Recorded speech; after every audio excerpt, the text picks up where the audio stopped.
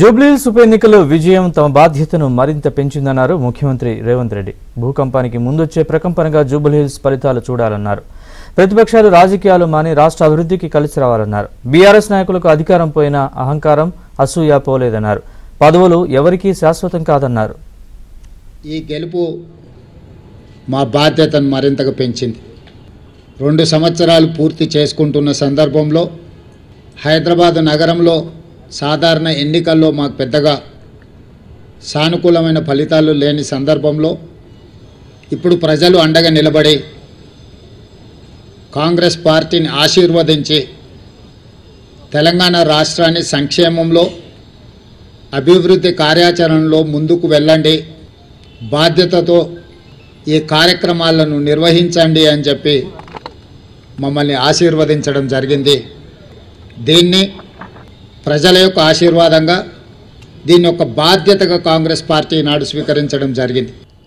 BRS social మీడియాను, విష ప్రచారాన్ని, తప్పుడు వార్తలను, పెయిడ్ ఆర్టికల్స్ని, ఫేక్ సర్వేలను, వీటన్నిటి మీద ఆధారపడి ప్రభుత్వాన్ని అవహేళన చేయడము, అవమానించడము, అసహ్యకరమైన భాషలో దూషించడం లాంటి వార్తలను ప్రసారం చేసిండ్రు. వీటన్నిటి నేపథ్యంలో అది హైడ్రా కావచ్చు, ఈగల్ ఫోర్స్ కావచ్చు, ఈ సంస్థలు ప్రజలకు మేలు చేయడానికి మేము తీసుకొచ్చినాం. ఈ నగరం వేగంగా మత్తు, ముఖ్యంగా గంజాయి, డ్రగ్స్ విస్తరిస్తున్న సందర్భంలో వాటిని కఠినంగా అణచివేయడానికి ఈగల్ ఫోర్స్ను తీసుకొచ్చాం.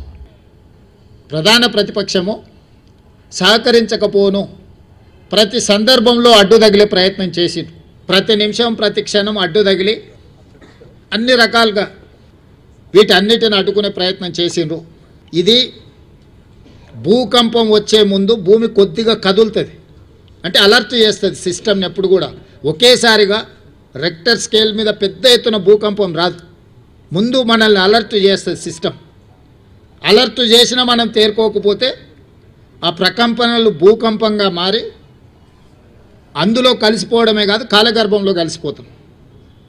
భారతీయ జనతా పార్టీ, ముఖ్యంగా కిషన్ రెడ్డి గారు మీ నాయకత్వంలో మిమ్మల్ని 2014, 2019, 2023 3 సార్లు బీజేపీని ప్రాంతం నుంచి గెలిపించడం జరిగింది.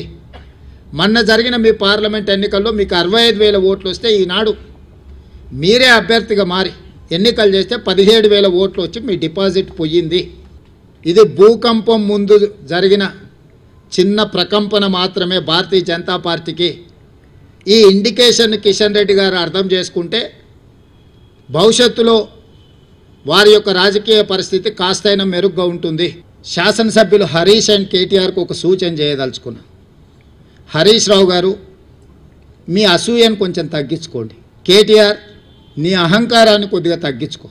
మీ వయసు నాకంటే తక్కువే, ఇంకా చాలా రోజులు మనం రాజకీయాలలో కొనసాగాల్సిన అవసరం ఉన్నది. అధికారం అనేది ఎవరికీ శాశ్వతం కాదు. అధికారం అనేది వారసత్వ సంపద.